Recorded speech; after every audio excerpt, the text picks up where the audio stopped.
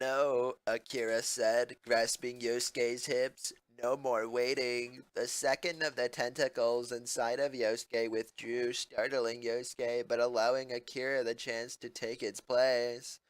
The second Akira thrust up into the cramped space between them, he was able to tell the extreme difference between the real thing and the cognition conveyed to him by Mara. The feeling of Yosuke's tightness and the slimy wetness of Mara's tentacles was almost enough to make him lose his balance, but he forced himself to remain upright. He wasn't about to let himself lose control and let Mara do as it pleased with him too. A part of him wished that he'd also remove his clothing.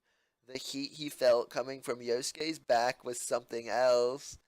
Between the heat and the tightness wrapped around him, it was getting difficult for him to think. Something was fogging up in his head. Feeling it, Master? Oh, shit. He couldn't stop, he couldn't pull out, and he didn't want to despite realizing that he was also falling prey to Maro's aphrodisiac. Yosuke leaned his head apart against Akira's shoulder. It's incredible, isn't it? It feels like you are everywhere, all over me, inside of me. Akira closed his eyes and grasped Yosuke's hips harder, trying to desperately keep himself grounded. And despite of his best efforts, his hips kept moving on their own, thrusting into him relentlessly. At the back of his mind, he hoped he wasn't hurting Yosuke, but the look of pure bliss he noticed in his eyes erased all worry from his mind and cleared his thoughts, leaving room up for nothing but the crazed need to stake his claim upon Yosuke's body from the inside out. Every part of him, the slippery sweat licked slicked skin beneath his gloves, the heat inside of him, the equally fiery passion that came from within his heart. Of course he was possessive of him. He loved him. That was why, if he was going to be Yosuke's owner, he was going to be the best he could be, an attentive, considerate owner who pampered his beloved pet and heeded his every beck and call. When he felt Yosuke pressing back against him, pitifully trying to keep moving when his body lacked the energy, Akira tried to steady his pace for him, making Mara slow along with him. It looked like Yosuke had something to say, but he didn't need to say it. The fingers clutching the arm Akira had wrapped around Yosuke's chest was enough to make him get the idea. He and Mara were doing a good job, perhaps too good in some regards, but they were both too focused on the rhythm. Yosuke, having already come once, was looking like he was desperate for release, not just an end, but a conclusion, the finishing touch on the lurid scene they'd been painting. Akira was right there with him, but he already had his hands full. With just a glance at Mara, the persona understood what he wanted to do.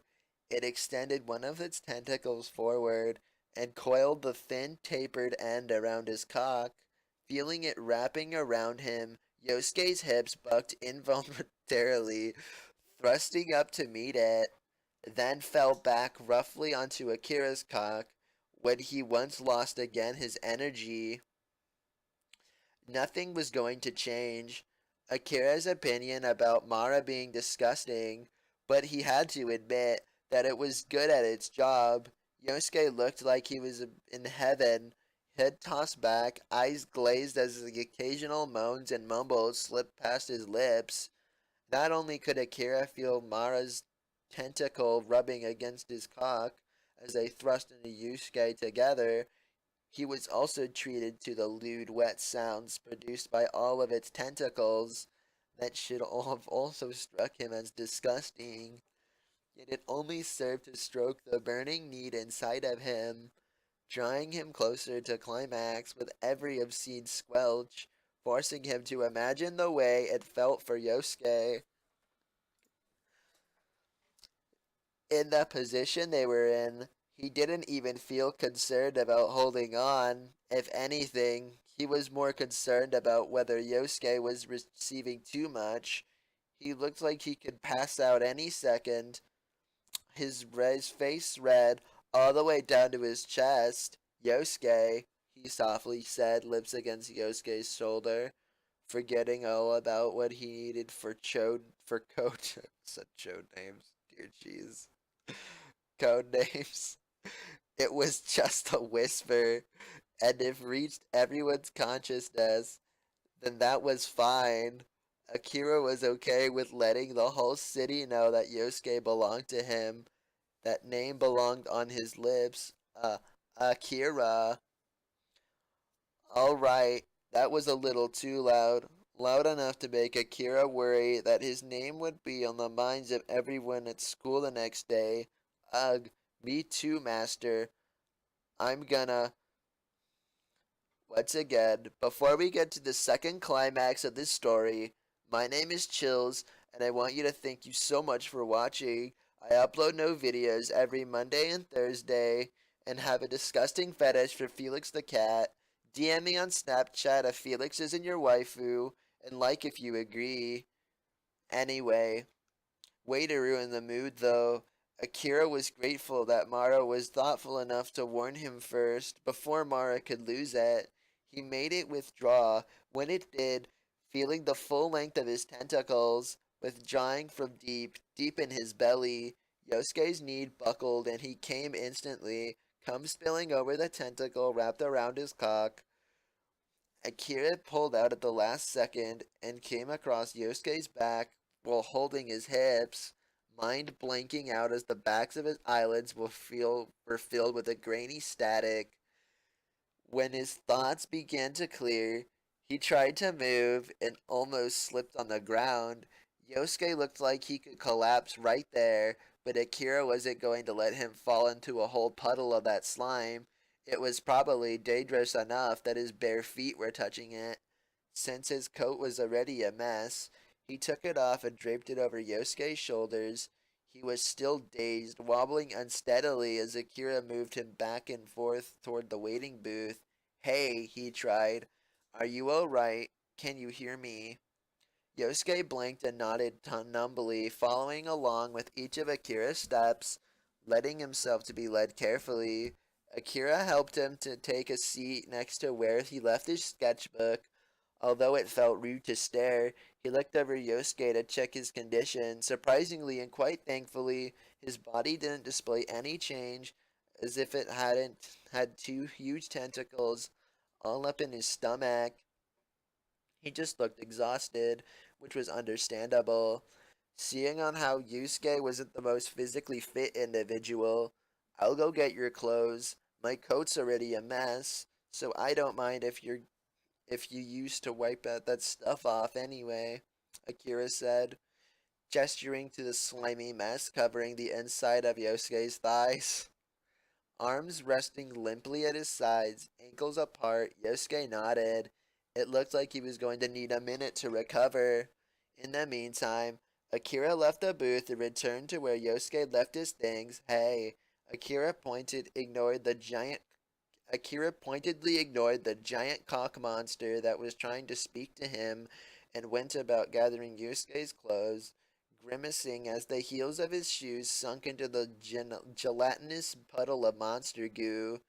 Hey, he said more insistently, are you gonna ignore me now, after all that? After what we've been through together? Don't put it like that, Akira said, shuddering. It was about time for Mara to go back home. Well, hey, it was fun getting to know you. This wasn't a date, Mara, with Yosuke's sticky clothes in his arms. Akira straightened up and stared at Mara, and was surprised about how sincere it looked, as sincere as a tentacle monster was capable of looking, of course. Its head was bowed, its floor-clawed hands and all politely held together. A train loudly passed by the platform. The silence that followed in its wake made Akira uncomfortably aware that he needed to say something, because in a way, though he hated it, Mara was right. I don't know if I'd say it was fun, but I'm glad we got to know each other too. See you again some other time? Akira smirked. We'll see. And with that, Mara returned to being his mask. With Mara back in the sea of his heart, Akira saw the mess on the platform with his different eyes and felt more responsible. He didn't know how long till all that monster slime would stay there if he left it, but he didn't exactly have a way of cleaning it.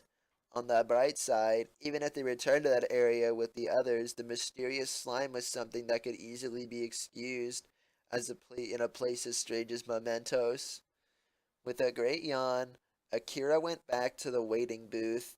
He got the feeling she should be quiet when he saw Yosuke wrapped up in his jacket, his chin tipped against his chest with his eyes closed, but he also knew that it wouldn't be good for him to stay there for too much longer. If Yosuke was that tired, then he could sleep with him in the attic. Careful to not disturb him, Akira moved his sketchbook from the seat next to Yosuke and sat down in its place. Sensing his presence, Yosuke's eyelashes fluttered and his grumbled before opening his eyes. He looked around the booth blearily. Oh dear, what time is it? You weren't out for that long, Akira assured. If you want to know, now would be the time for us to go to the bathhouse. I could help you if you're too tired. He enjoyed the idea of letting Yosuke fall asleep while he washed his back for him, and he didn't mind admitting to himself how much he enjoyed that idea. A sleepy, vulnerable Yosuke who'd placed all his trust in him. Oh, nice.